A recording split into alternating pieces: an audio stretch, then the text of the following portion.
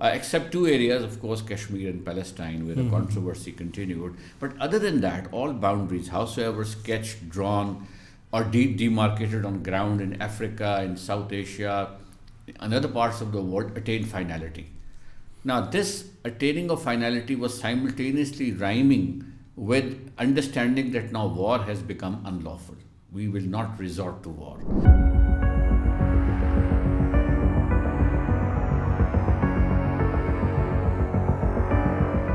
US President Donald Trump's recent actions, whether it was the capture and subsequent trial of Venezuelan President Maduro or eyeing Greenland and its sovereign territory, what we see here is a serious threat to international law.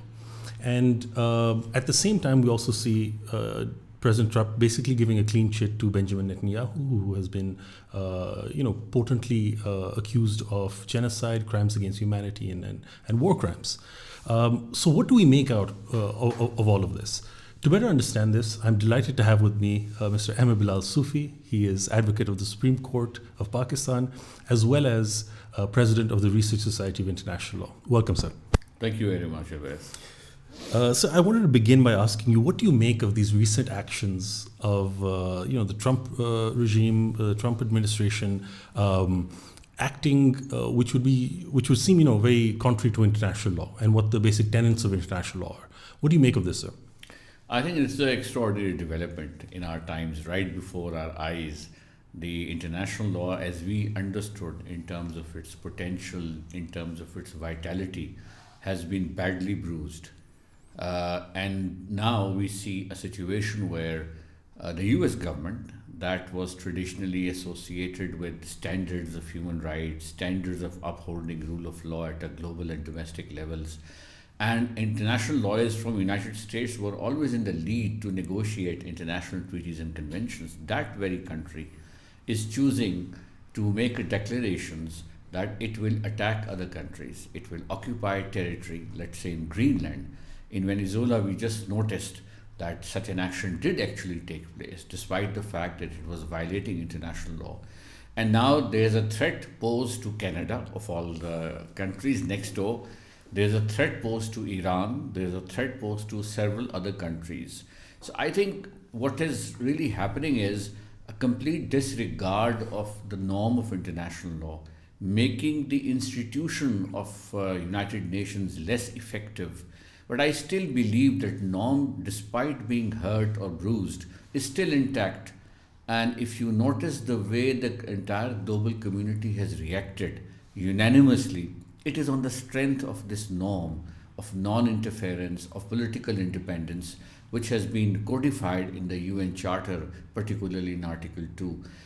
It was also thought at some point in time that the US has the power or the political capacity to exercise hegemonic control or hegemonic interest in its hemisphere. This was primarily based on the Monroe Doctrine of 1820s. Absolutely. But some of the lawyers, when 1945 UN Charter came into existence, a lot of international lawyers were of the view that now Monroe Doctrines should be discarded because it is in conflict with the UN Charter itself. Absolutely. So whatever you have politically aimed at through a Monroe framework has now been placed under serious limitation of the Charter itself in 1945. This seems to be a reversal now from the UN Charter limitations going back to the Monroe Doctrine.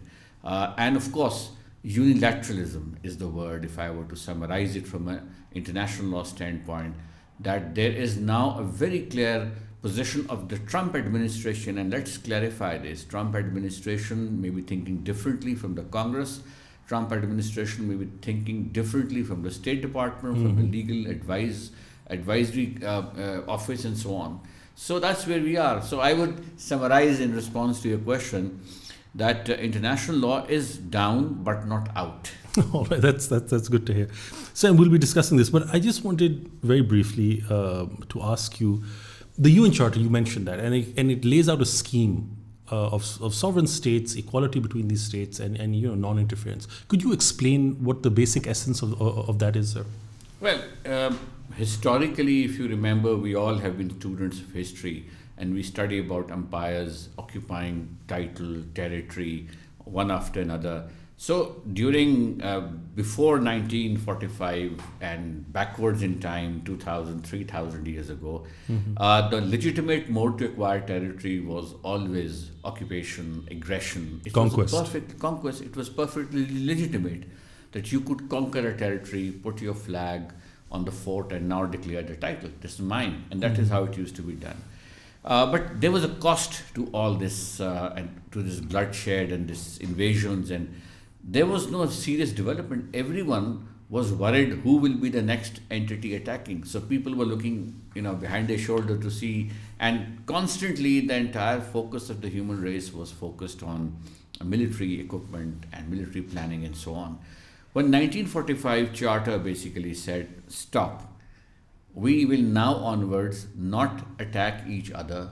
We will accord sanctity to the international boundaries, howsoever they have come into existence, except two areas, of course, Kashmir and Palestine, where the controversy continued. But other than that, all boundaries, howsoever sketched, drawn, or demarcated on ground in Africa, in South Asia, and other parts of the world, attain finality. Now, this attaining of finality was simultaneously rhyming with understanding that now war has become unlawful. We will not resort to war. So even the terminology became obsolete. I see. So you wouldn't even use the word war after 1945. And if you were to use that, you were actually committing to illegality.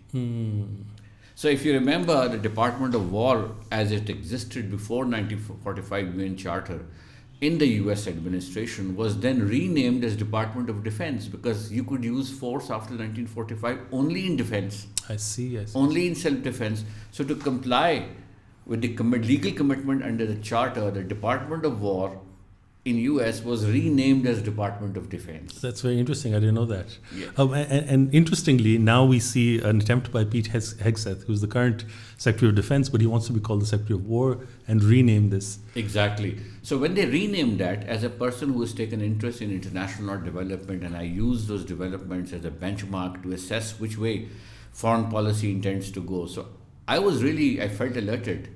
I see. I felt, to me, it was a clear sign, and this was done last year, some months ago, when they said, we want to now rename Department of Defense as Department of War. Yeah. So, bringing back a terminology which was obsolete, which was done and dusted, and say we would like to rename our department meant that use of force now was very much on the table, on the cards. So that's how I think this is a direction that the foreign policy of the Trump administration is going. And it's very interesting because at the same time, Pete Hegseth also was promoting a new rules of engagement, if you will. And I think the term he used was maximum lethality. Right? And we know that under IHL or under the use of force, that is not the approach that you want to take. You've been a pioneer in heading the conflict Law center in RSIL and done so much of work, and you and your team are absolutely familiar about the IHL framework is applicable in peacetime by virtue of Common Article 3 and even otherwise. The use of force has to be extremely proportionate, carefully calibrated in terms of response and so on. Now, complete disregard of all that. And one notices also that within the state, one is the assessment as to use of force by the US Trump administration, which way is going at an external level. But internally as well, the war powers are traditionally vested in the Congress, Absolutely. in the Senate, and they are supposed to authorize.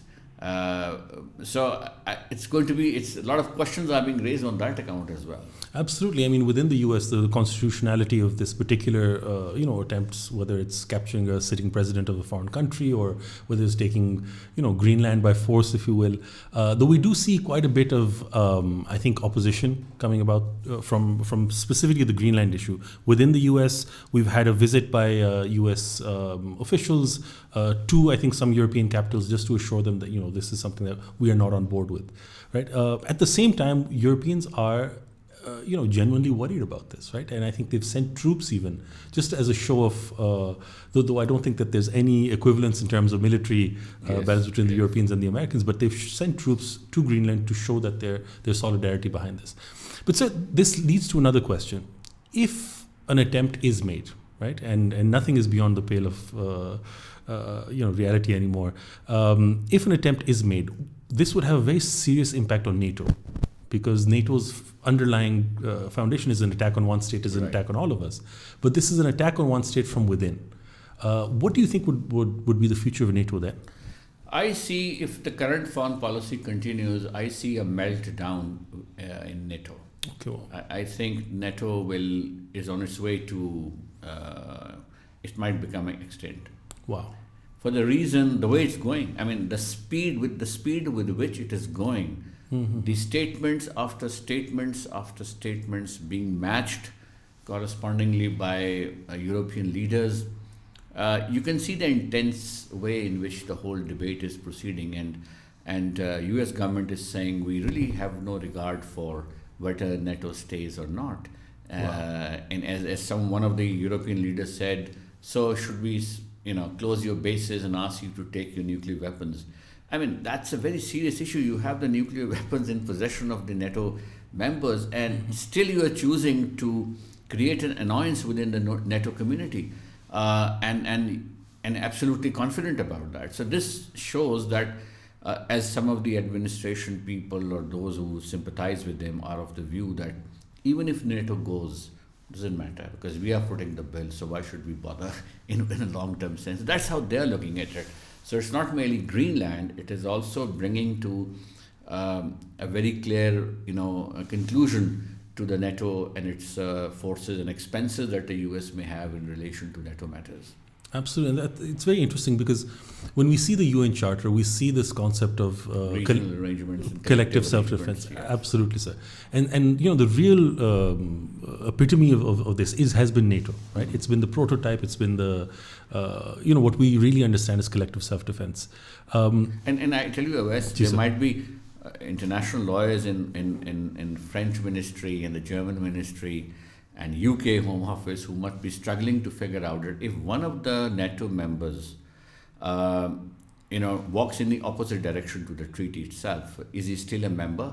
And then will this treaty be viewed as treaty amongst the remaining members, or thus will we view it as a treaty which stands melted down, so we'll have to rearrange ourselves? So it could be a very interesting proposition that how would they view the collective arrangement that they have, stitched together through a treaty arrangement. Is that now coming to an end? Or can it coexist minus US amongst the existing members? So this could be another legal point of interpretation. Absolutely. I think it'd be a very interesting thing. Can there be a NATO minus the US, or can there be an European Union plus a military angle to it as well? Because so far it's only been an economic or immigration-related mechanism. So I wanted to again come back to this point. We have seen the global rules-based order after the Second World War really being underwritten or supported by Western governments.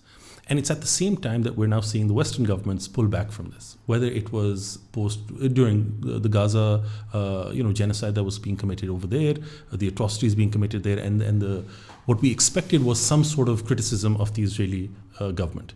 That was not forthcoming, neither by Europeans, though some did, and nor by the Americans. So I think that was the first step. Now we're seeing, a far greater threat, perhaps, to the essence of international law.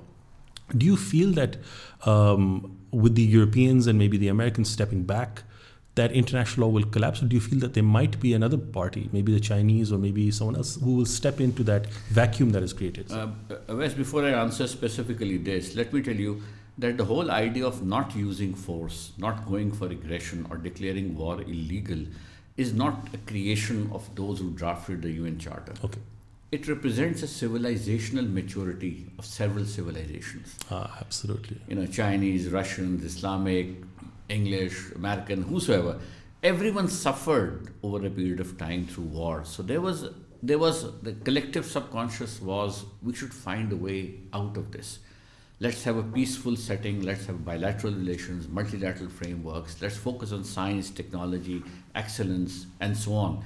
So this civilizational maturity is now at stake. So there was a not merely legal instrument that was being crafted, it was a gradual realization that all people of the world, the human race, has achieved a certain degree of maturity where they chose to say, we will not fight with each other unless there's a just cause. So, and let's write it down, and then, the treaty earlier, and then the UN Charter, and so on. So the concern is, are we going to lose this civilizational maturity that we have arrived at? I see. So I think if, God forbid, the international legal order collapses or begins to collapse, then the fallback will be on these civilizations and their values, and what those values are based on, and how do they want to stand up. So, for example, the Chinese talk about the shared future, Confucius philosophy, and based on that, they haven't been going into attack mode as much as any other country. Russians are similarly have a long history of so many customary norms and so on. The OIC countries collectively have a very rich history of conducting wars, of treatment of various belligerents and so on, and apart from that, upholding the international treaty frameworks and governance that you enter into. So I think there's a safety net of various civilizations' values which is still existing. I don't think that international law will completely collapse. I think it will reinvent itself, perhaps, as you said, through an alternative bodies like SCO and so on. And I'm reminded of, I think it's 2016, before Trump entered appearance as a president, that China and Russia, they together issued a joint declaration on international law. I found that very interesting. Again, as a lawyer who's following on developments, why Russia and China are thinking of creating a legal niche, a legal island, a legal framework, which is separate from the UN Charter, although the aims broadly are aligned. So if you pick up the SCO Charter, there's not much difference with what the UN Charter and its objectives talk about. If you pick up SCO treaty framework and other things that they have documented and they have brought in forums that they have created, again, normatively not very different from the UN Charter. They are not offending, they are not curtailing, they are not sidelining the UN Charter itself. In fact, reinforcing, but through a separate forum. So the norm continues to be the same. The forums may change. So I think when this 2016 declaration came out, I thought they are beginning to read the foreign policy of the US government as going outside the UN Charter framework. And lo and behold, that's 10 years on, that's exactly where we are, that the foreign policy led by President Trump is now going into all sorts of directions that we are looking at. And so do you feel that this is also a direction that when we're going to see other states now going, because we've seen actions by, say, India when it tried to attack Pakistan. We saw actions by a number of other states, Israel in particular, attacking 7 or 8 countries in the region, Iran specifically, and a number of others. So do we see extra UN Charter or extra legal, I would say, measures being taken there? I think again there is a context to it, and unfortunately it's a religious context. In these three you pick up the Hindu ideology and their beliefs and their aspirations, you will clearly find that we would like to go back to India as it was, united the entire subcontinent. So you're referring to the BJP Hindutva ideology framework. And now we have one of the senior people saying that we have to avenge history. So the underlying motivation is not legal, is not equality of state. It's completely ultra-vires the charter and the modern international law. So you're relying. Israel likewise, again, unfortunately, is relying on a religious narrative and saying that we had a promised land and therefore the promised land means from this river to that river, so which effectively means a plan to occupy surrounding states, which include several states that are at the moment independent. Absolutely. President Trump's aides also are telling they are inspired by evangelists and so on and so forth. And one reason that some of them cite to support Israel is actually a religious reason rather than. So there's an undercurrent of religious sentiment in the foreign policy of these countries, which was coexisting separately while the unilateral framework has come in. Now, the question was, will they be emboldened to do this and think of doing that? Yes, the answer is yes. Okay. And that is why I think suddenly there's an urgency for alliances. There's an bloc urgency, bloc politics, Canadian Prime Minister going to China. And if you notice the way he expressed himself was amazing, the way he said that yes, this is a new international order. He gave pauses, driving home the point very clearly.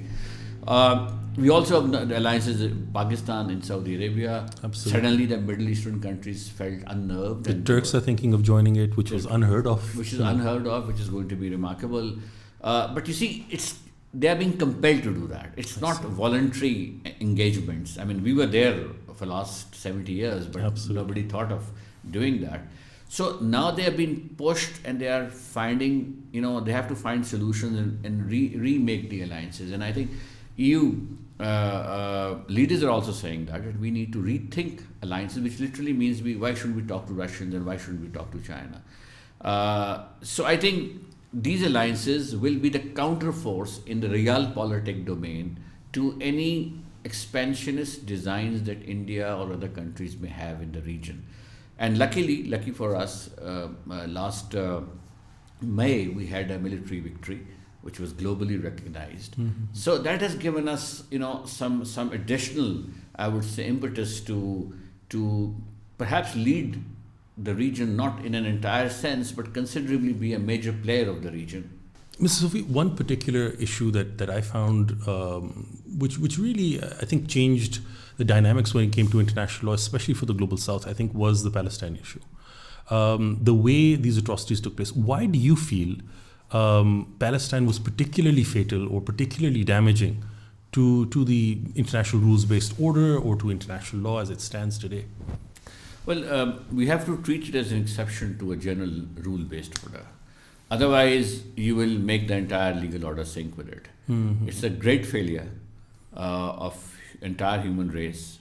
It is a great failure of civilizational values. Law comes later. International law comes later. And of course, the treaties and Geneva Conventions and law occupying whatsoever we have read as law students onwards.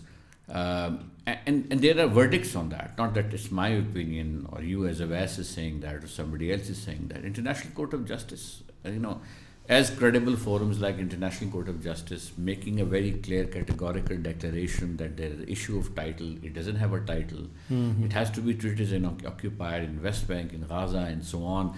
The construction of the wall is absolutely against international law. Absolutely. So these verdicts have been coming consistently up to this point where even this atrocity in the last couple of years that we noticed, the shocking atrocities that we noticed, where individual responsibilities have been created, and no one doubts that there will be a war crime charge and international wherever this happens. So I would treat it as an exception where the realpolitik steps in and says, stop the use of law, we will do what we feel like doing. Now, then they have to respond to what we call the conscious of the world and their conscious as well. Those who wish to find a solution to Palestine, or it's a great failure, frankly, that we could not prevent it from happening. Absolutely. No country could prevent it from happening. Or within the 2 years, the 2 years plus that it took, and even now, we're still not able to. We're not been able to. Although, the Genocide Convention actually creates an obligation to intervene. Wow. The Article 1 of the Genocide Convention, the Absolutely. state parties to the convention have a duty to prevent. So the duty to prevent is a general duty cast, which means you can deploy any means and measures, whether it's a boycott, whether it's a pressure tactics, whether it's diplomatic persuasion, or necessary countermeasures should you want to do that. And everyone did not perform the obligation that they had signed. The collective failure. Collective failure. Absolutely. So it's very unfortunate, and that remains a mark of failing of international law. But as I said, there are issues like Kashmir, again, is a failing venue of international law, that you have UN resolutions. So while the norm of self-determination is very much there, the forum thought it is weak enough not to enforce it against India. So despite so many resolutions on Kashmir, how it should be resolved. And then India moves ahead, feels emboldened, they decide that they have to take over and completely absorb the title and completely claim the title of the special status that it was enjoying under its control. So they moved from occupation to annexation. Annexation. And annexation under international law is completely unlawful. Unlawful. But they tried to create a justification of that. So if you look at it, they tried to create justifications on the executive side, on the legislative side, on the judicial side. So all three organs of any state, they created a justification for that. So in the legislative side, they issue a presidential order. Yes. 20 pages plus, you've gone through that. And then on the executive side, they decided to have an infrastructure whereby the voting pattern was changed, whereby they bifurcated, and then governor importation and the change in the maps and so on. And on the judicial side, we know that Article 370 as you say, hollowing out was challenged before the Supreme Court of India, and they just endorsed it. And if you look at this judgment, not even a mention of the Kashmir resolutions, not even a mention. So how can you decide a case, a list before you, while disregarding the applicable law which is integral to that proposition? That's so elementary. Any judge is supposed to first take stock of. Absolutely. That this is the applicable law. Now I have to carve out solution for the petitioner or the respondent, as the case may be. But here they completely disregard it. That there is no. We're just talking about our own constitution and stop with that. Although that constitution refers to Kashmir and so on and so forth. And then there were judgments of the Supreme Court of India. There were judgments of the High Courts of India, where they've argued that complete sovereignty has not been shifted to Indian Union. Kashmir state retains some element of sovereignty and hence entitled to use flag and so on. But this judgment completely and this is despite accepting India's general position that it has rights towards this. Despite all that, they're saying that sovereignty hasn't fully been merged. Despite the fact that they had a strong position that Kashmir is ours, the one that we occupy, we control, the Supreme Court found at the independent benches, I think it was 1970s, and another judgment came then. These judgments were followed, and they found out, they looked at all these documentation, instrument of accession, subsequent correspondence, resolutions, presidential orders, and everything under the Constitution of Union of India, and they came to this conclusion: no, it is not. We can't absorb it. I see. So some element of sovereignty is still with them. So, and that is why the Flag Act and so on and so forth. But now they said it's ours. Not only that, they have now exaggerated the claim in a legal sense to say GB has to come to us, AJK has to come to us. Even Ladakh and the territory that China has with them, they claim that, which is completely against international law. Absolutely. So now, you've come to Kashmir, and I think this. I really want to discuss what Pakistan as a middle power. How do we navigate, a world where international law or things that we used to assume were, standard elements of the scenery, right? They were part of the background, and we accepted that this is how it's going to be. All of that is changing, right? The fundamentals are changing. Let's use this metaphor. There's part of the scenery. One big tree has fallen, but the remaining scenery is very much there. Okay. The flowers, the beds, the grass, the ecosystem exists. So multiple hundreds and thousands of treaties that exist amongst the state, they're not evaporating. They're not all in flux. They're not in flux. They're very much intact. And I think every country is going to measure their conduct with reference to what they have ratified and agreed.